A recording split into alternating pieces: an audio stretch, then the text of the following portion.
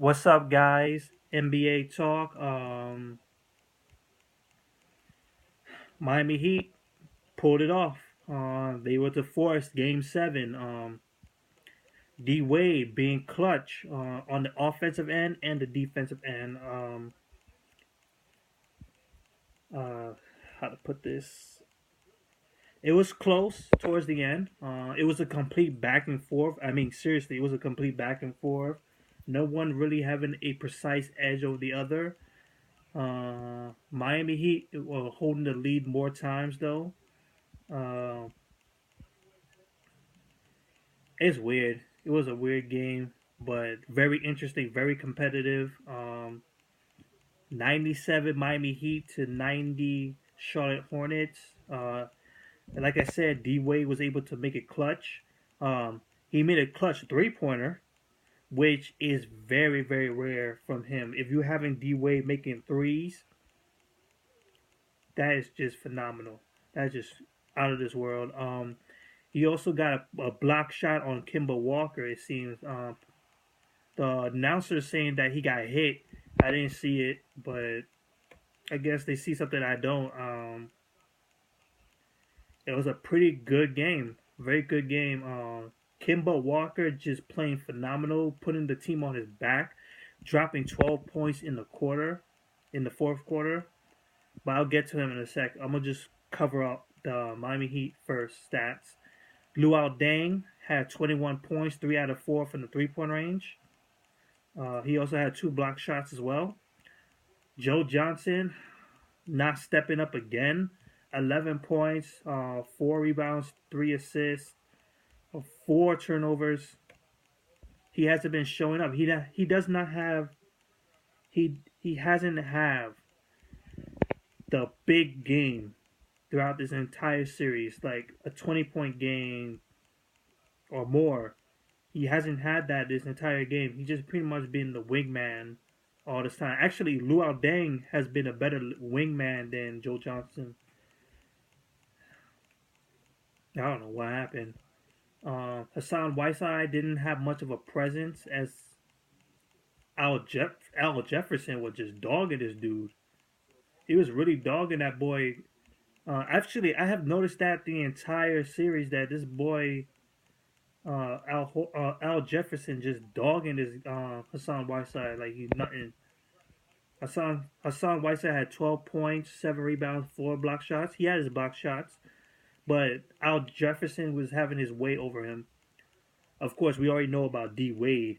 23 points, 10 out of 20, 2 out of 2 from the 3 point range, and one being a clutch.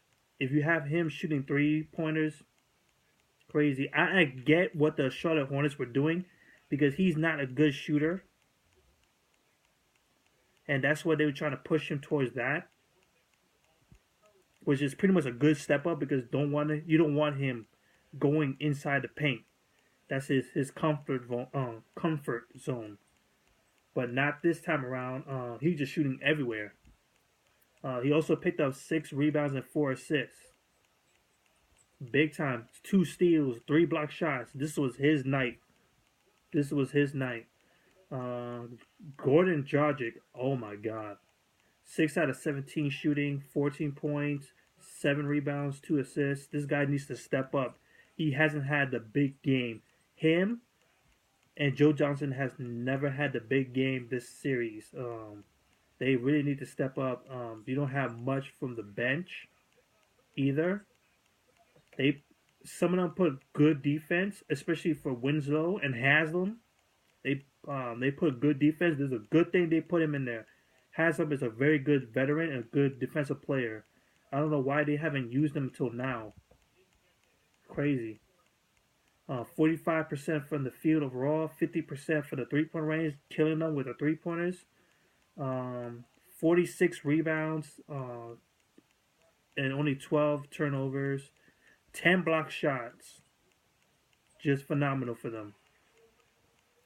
So we move on to the Charlotte Hornets. We have Marvin Williams held to 0 and 7. 0 and 7 out of 7, sorry. Not a single shot made. Dang. Kemkensky He has 7 points, 7 rebounds, 3 assists, and 2 block shots and 2 steals. Pretty good on the defensive end. You had Al Jefferson. Like I said, he was dogging Hassan Whiteside, 18 points and 9 rebounds. Courtney Lee wasn't given the ball much at all. 1 out of 2 from the field. That's it. Only 2 points. 2 points. That's all. And of course, Kemba Walker, 37 points.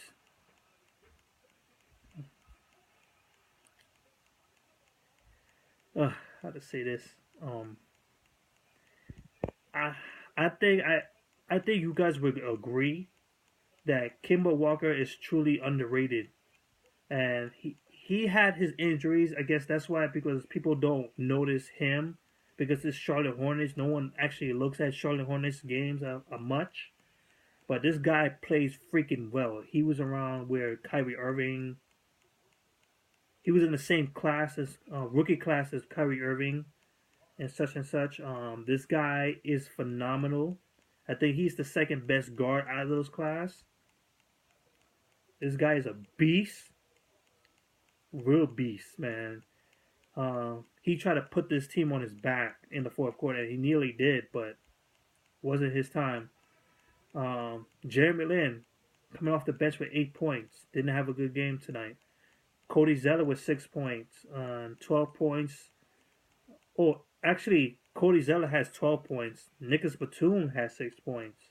He didn't have a good game, but of course he's coming off a injury. I think he's still hurt. 42% from the field overall, 29% from the 3-point line, 31 rebounds, 12 assists, 8 steals, only 9 turnovers, which is pretty good, and 5 block shots. So that's it. This is the second team to go to Game 7. If you heard earlier, the Toronto Raptors and Indiana Pacers are going to a Game 7. This is going to be the second team to go to Game 7, which is going to be phenomenal.